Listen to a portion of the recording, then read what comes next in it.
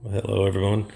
Um, just wanted to take a little bit of time here to take you to this Department 56. This is a little village that's circled that centers around, of course, the manger scene. This is called the little town of Bethlehem Village. It's a smaller village uh, comparatively to my Christmas Carol village, which is so huge. But it's a really neat one, and there's a lot of pieces that can be added to this, and I'm starting to focus my attention on trying to build this one up over the next few years. Um, so when you're going out and writing up all your Christmas lists for all the things that you just would love to get me, any pieces that are associated with this, again, it's called Department of 56. It's the little town of Bethlehem Village. And I'll just take a quick moment to introduce you to everything that's going on here. This is, like I said, much smaller, uh, but something that I think in years to come could have some real promise and be something really pretty in a centerpiece. Um, it's got lighted buildings and figurines, just like the Department of 56 Christmas Carol Village that I showed earlier.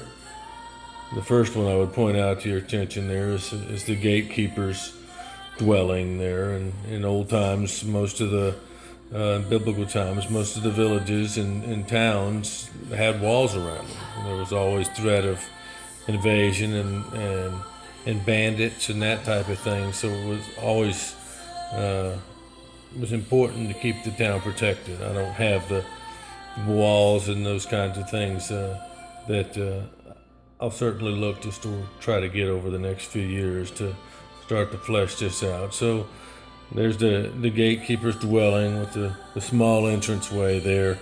And like I said, as I continue to expand, I'll start adding in those walls and start protecting it, making it a little bit more protected. But anyway, if we come around here, we zero in here a little bit on this. This is the rug merchant's colonnade, and you can see his daughter there, and actually has a lamb up on the roof there, but I guess there's stairs inside, or however that might have happened.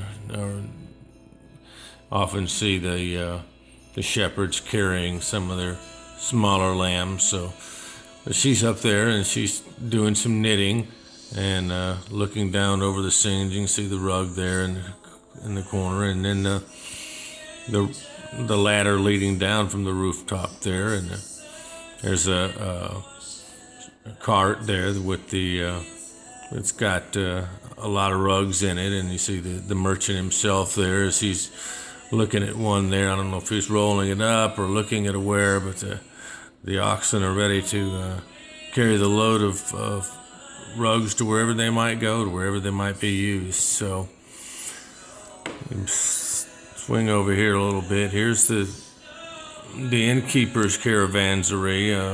When caravans were on the road in the biblical times, a lot of times they needed a place to stop for the night, and here's a typical caravansary.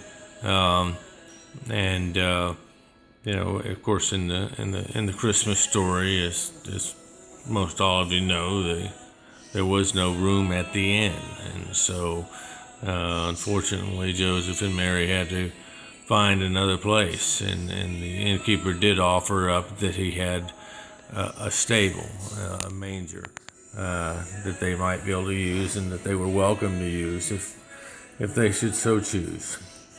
And so that manger became one of the most important places in the history of mankind. A momentous event occurred there, and various ideas of where that exactly might have been have been proposed. But for the purposes of this, we just show it right next to the inn, which would make sense since would ostensibly be his stable as well. And so the activities of the night, of course, were centered on Joseph and Mary, and as you see, Joseph to your right and Mary to your left, and I've gone ahead and put the babe in the manger Sometimes I don't do that. Sometimes I'm a little bit bothered at from a theological standpoint of actually placing something there, but that just gets into some of my own thinking about what might be right or might be wrong. But for the purposes of this, there's Joseph and Mary and the babe in the manger, and of course they've got him in the straw there, trying to keep him warm. It's even in midwinter, it can be cold in that region of the world. And you can see that it's a special night because you can see the angels that have come to celebrate the coming of God in flesh. And one has the unveiling the scroll with the words Gloria on it, and the second one blowing a trumpet or a horn of some type, and the third angel just with her hands in prayer as she's among thousands of angels that witnessed this wonderful, wonderful night. But they weren't the only ones, because as you recall in the story, they had wise men that came from the east. You know, our stories almost always tell us that there were 3 wise men, and of course the Bible doesn't tell us exactly how many there were. We deduce from the fact they brought gifts of gold and frankincense and myrrh that there were 3 wise men, and there's nothing anywhere that would contradict that, nor is there anything that would prove that there was 3. But I like the idea of 3, and so in this scene you see the 3 wise men. Some people called them kings, some people called them astrologers. Whatever they were very, very intelligent people that studied the heavens, and they certainly had something that drew them here this very night. Something about this particular star on this particular night and the prophecies that surrounded it brought them here, and they were there to witness it. In reality, it was probably months or a couple of years later that they actually arrived. But again, in keeping with the Christmas story, as most of us enjoy it, we have the 3 wise men here at the birth, and in the back you see the shepherd who's standing back based on his station. Shepherds had a difficult job in those days, and they were kind of an outcast people, often very unclean, and they had some of the hardest and most difficult and most thankless jobs, and yet they were among the first to be told of the good news by the angel. Gabriel, I believe, is actually the angel that brought the tidings, and you can see the shepherd there with the 2 sheep, and he's carrying one in his hand, and there's a mule there just to the left of him, and also to his left you see the town's well that is right there.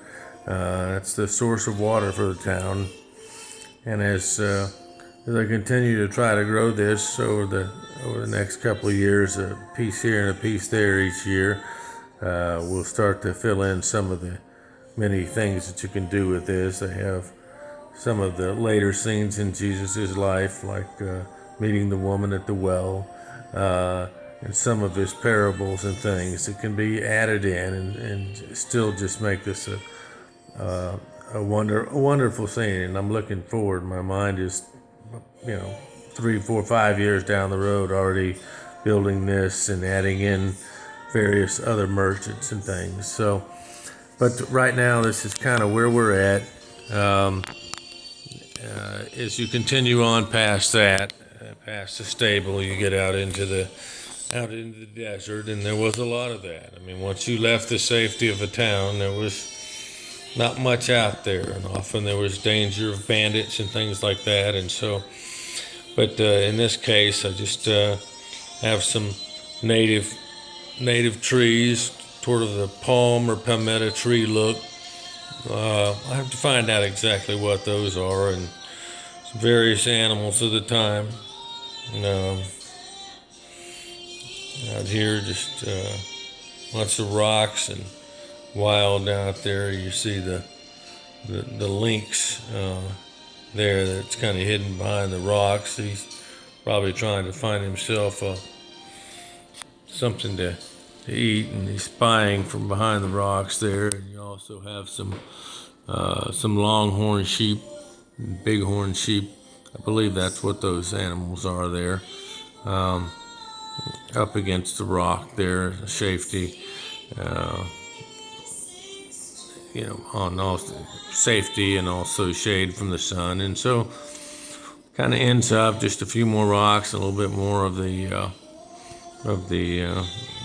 pretty trees, and you can see that candle there that just smells wonderful. That's that sparkling cinnamon flavor. So not nearly as extensive as my other village, but one that will probably begin to expand over the years as I add pieces, parts here and there to flesh out the Dickens village. I'll start to really put some attention and effort into building up this little town of Bethlehem. This series was discontinued. They were challenged by another company, and so based on that, Department 56 decided to go another direction. And so all of the pieces that you find, you have to find,